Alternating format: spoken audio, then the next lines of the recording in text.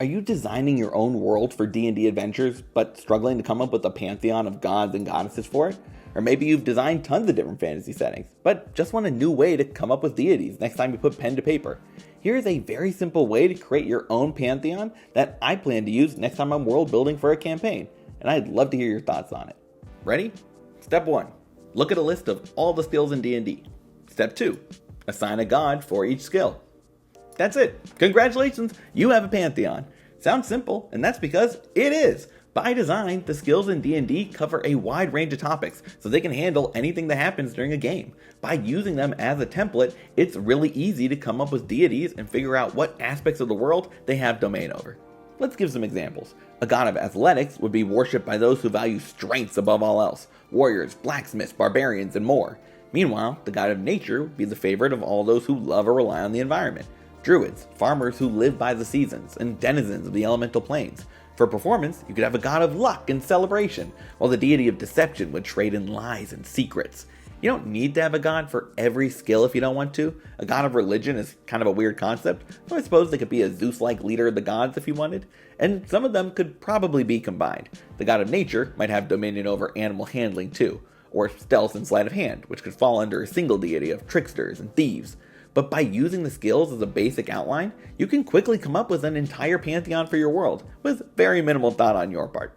Once you've got your deities and have assigned skills to each, you can decide how creative you'd like to get. Coming up with their rituals, relationships, and iconography is still up to you after all. And you might find that you want some gods and goddesses that rule over other aspects of the world not covered here. Things like life, death, and chaos. Of course, you can also fold those into ones you've already chosen. Life could go with that all-powerful god that correlates to religion. Death could fall under the domain of nature as a natural process, and chaos could go with arcana as a sign that magic is unstable and dangerous. I'll leave all that up to you, but following this method, you can quickly and easily get the outline for your pantheon, and then flesh it all out to your heart's content. As a side note, this method is inspired by a suggestion in the new Dungeon Master's Guide to assign gods not based on skills, but each of the planes of existence instead. So if you're not vibing with this, that could be more up your alley. I'm excited to give this method a try next time I sit down to come up with a new world of adventure, and I hope you are too. And if you're looking for fun and exciting places your players can visit in those worlds, check out the sponsor of today's video, The Wandering Tavern. The Wandering Tavern is a Studio Ghibli-inspired TTRPG setting, built to be system agnostic, but stats for D&D 5e are included too.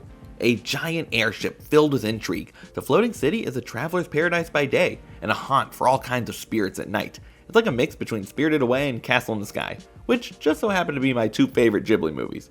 It's packed with everything you need to craft a campaign, from story essentials like plot hooks and mysteries, to creature stat blocks and battle maps for thrilling combat encounters. If you already have your own setting, that's fine too. The Wandering Tavern is the perfect pit stop for your players to visit, whether for a single session or an entire arc of your story. It is impossible to read through all of the content they put together without having your imagination run wild. I used it to create a one-shot for some of my players, and we had a ton of fun exploring the tavern and uncovering some of its secrets. It's obvious how much love and attention went into the book, from the beautiful artwork to the actual recipes they've included, which you can make at home. I really can't recommend it enough. If you're interested in getting a copy of The Wandering Tavern, or checking out some of the other content Homie and the Dude have put out, head over to hatdbuilder.com and use the code BARD15 to get 15% off anything you purchase. It helps me out, helps out a bunch of cool people who worked on the book, and helps you out because you get access to such fun settings. Thanks again to Homie and the Dude for sponsoring this video, and thanks to you for watching. If you enjoyed it, leaving a like is always appreciated, and you should consider subscribing to the Bard's College. I make videos all about D&D, DMing, and everything in between, so stick around. But for now, good luck, and remember, crit your players.